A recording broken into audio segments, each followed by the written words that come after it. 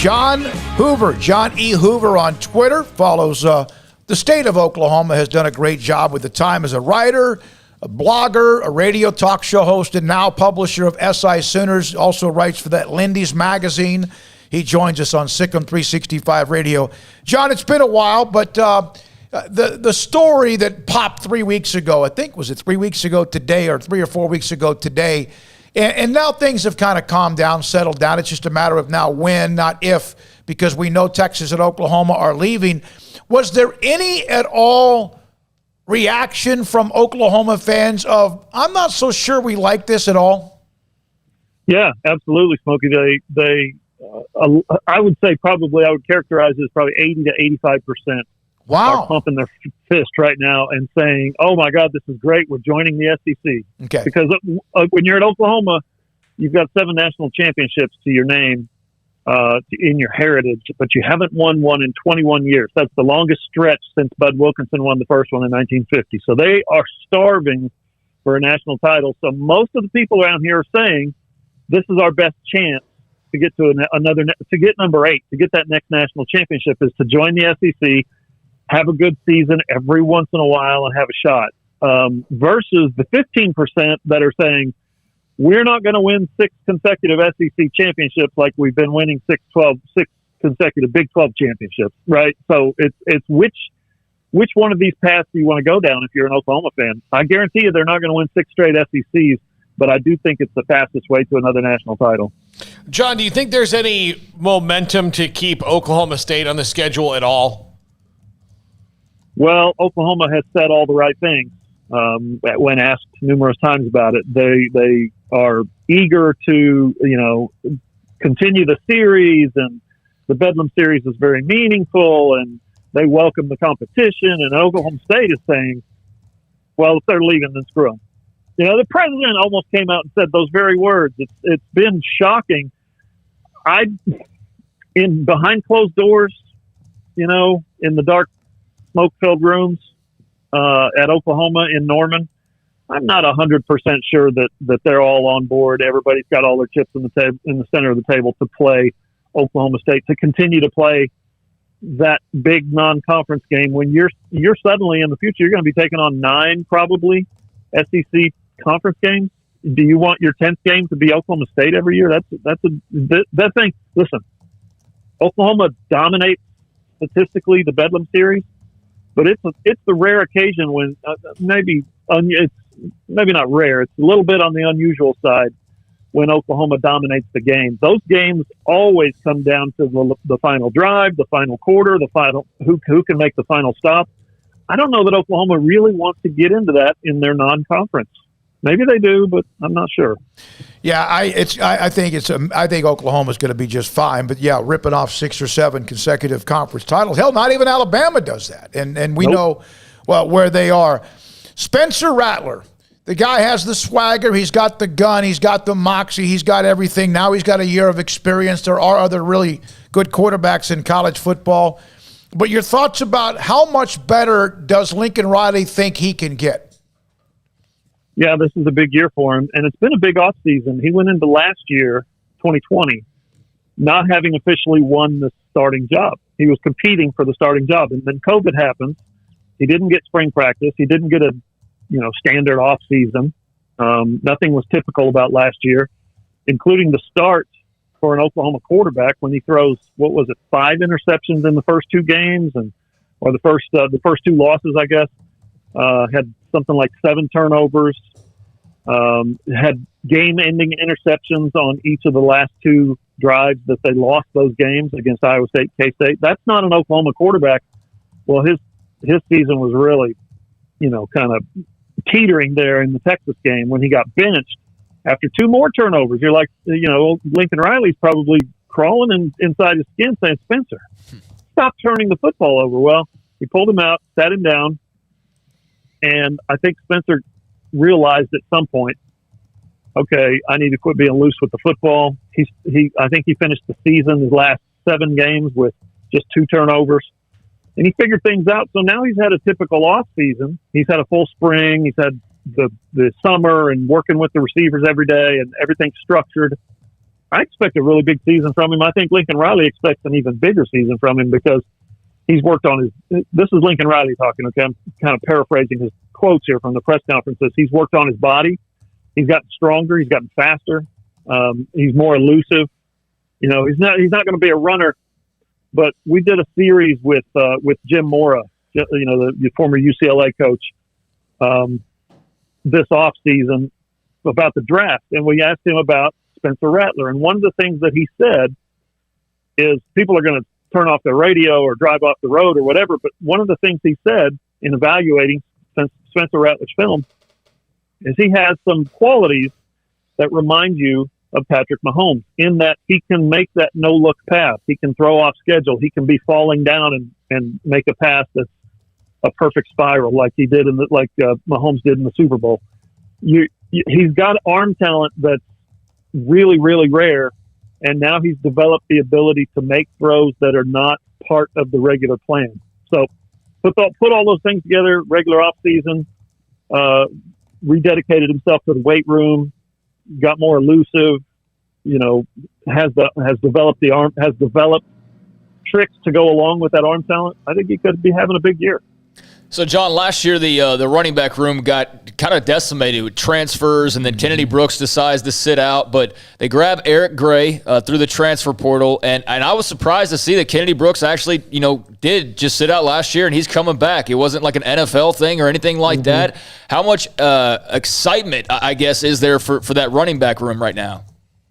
Yeah, it's still a little bit thin. They had a guy who was a freshman last year, was arrested and kicked off the team for an alleged armed robbery. So you got another guy who was the backup starter somewhat last year, TJ Pledger. He transferred to Utah. So yeah, you're decimated, but you pick up two guys from the transfer portal. Eric Gray is a superstar waiting to happen. Two-time Tennessee Gatorade Player of the Year. His yards per carry and touchdown totals and single season yardage totals his 3 years as a starter in high school are otherworldly. And if you watch him, we got to watch practice yesterday, the rare occasion here in Norman. He is a legit, what's the best, dual threat maybe is the best way to say it. We made the prediction that he's going to be probably third on the team in catches, maybe fourth, and will lead the team in total yards from scrimmage because he's just electrifying in the passing game. He's so natural as a receiver.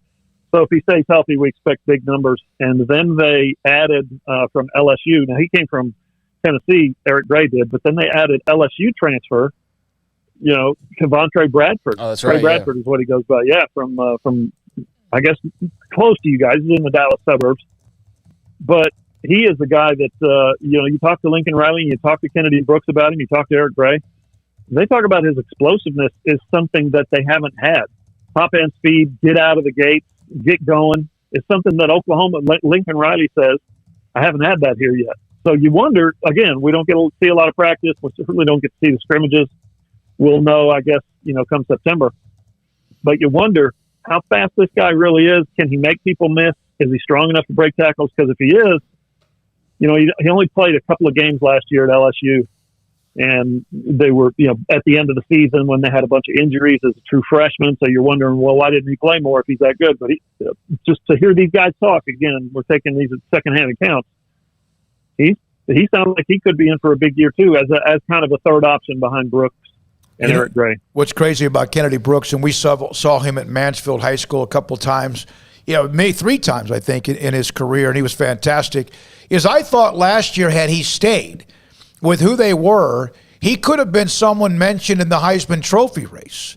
And the fact he opted out, and yet they still won the Big 12 because of others who stepped up. And that's without Trey Sermon, which is, if you think about it, because of the year he had as well, is just nuts in so many ways. All right, now here's one of the things, and I think Craig would understand this. Craig's a lifelong Oklahoma fan, and a lot of Oklahoma fans. Sometimes when you hear that they're going to be so much better, like this is the defense, which did take it to another level last year, no question about it. But you know this enough, John, that sometimes when there's hype about a certain specific side of the ball, the offense, we know what they can do. The defense is going. and they had a horrible team a couple of years ago defensively. They couldn't tackle anybody. Is this defense now set like this year in and year out? They're going to be this good? Oh, year in and year out. I do not know the answer to that. You got to maybe believe what they're saying about recruiting. You know, if you look at the last couple of recruiting classes, they've brought in guys that they just didn't really have access to before. You know, big defensive tackles, big defensive ends, some actually big cornerbacks. Keep in mind, guys, I live in Tulsa, so I get to watch the Golden Hurricanes play fairly frequently. Tulsa, 2 deep defensive backs, 5 guys. Okay, 5 positions, two deep. So if you're talking about 10 guys, their smallest guy in 2018, 2019 was like 6 foot 205. Okay, that's Tulsa. Oklahoma has been, you know, for the past decade or so, has been living off guys that are 5'9", 5'10", 175, 180. Are you kidding me? So the point being, Oklahoma now has defensive backs that look more like TU defensive backs here in the University of Tulsa, in that they're big, 6 foot, 6'2", 6'3" guys. They've got one that's 6'4", 205, 210, 215. One guy said whether it was a DB that was 220. That's what Oklahoma's defense needs to look like, and that's going to ultimately be the deciding factor how long these guys stay good. There's no doubt they're better this year than they were last year, and there's no doubt they'll be better. They're better last year than they were over the past decade. So Alex Grinch has got them moving in the right direction, 100% sure of that. So, John, circling back to realignment, I know you don't know this answer. Nobody knows this answer right now, but technically, Oklahoma and Texas aren't expected to exit for a few more years. What are your actual expectations in that regard? Well, you know, I think we all saw the note that Texas and the Longhorn Network might have the opportunity to buy out the Big 12 penalty, you know, buyout for leaving early. And if ESPN pays that thing and pays Oklahoma's way out of the Big 12 into the SEC, I just think it'll happen sooner than later. I think it'll happen. I think there's a much higher percentage chance of it happening in 2022 than in 2025. And part of the reason is, you know, I think, was it Chuck Carlton last week that had the note that in the future Big 12 meetings, if it is 2025, that Joe Castiglione and the OU representatives will get up and leave the room. You know, when they have proprietary, high level secret conference meetings, right? OU and Texas are going to get up and leave the room. So I think I don't think anybody in the Big 12 and nobody at the schools for sure wants any part of that awkwardness. And, you know, Bob Bowlesby said he felt betrayed by someone who was his close friend and that kind of thing. So I think the bridge is burnt. I think the branch is snapped. I don't think there's any going back. As soon as they can get out, and everybody's going to agree to it, whatever the payout is, everybody's going to say, "Yeah, that's fine. You can leave now." Yeah, it is. It's not a very good relationship, and there's no trust at all. I don't know if there was much trust anyway. I always thought that there was kind of that.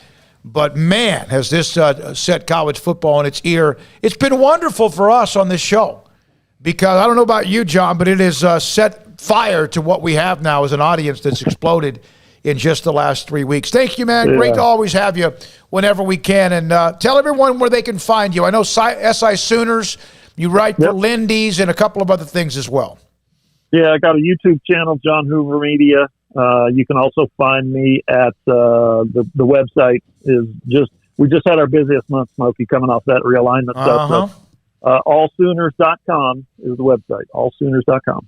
Thank you. Good luck with that, John. John Appreciate Hoover, it, guys. SI Sooners, and also has a long time covered. He mentioned Tulsa, and he was the Tulsa World writer for a long time, radio show. Great guy. Appreciate his coverage of college football as well. All right, Paul, break here, or what do we need to do? We gotta get 2 in before the top of the hour. All right, let's do that then. 254-339-1122. The chat room's going on. It's on fire. The text line, we've tried to answer it whenever you send us a text.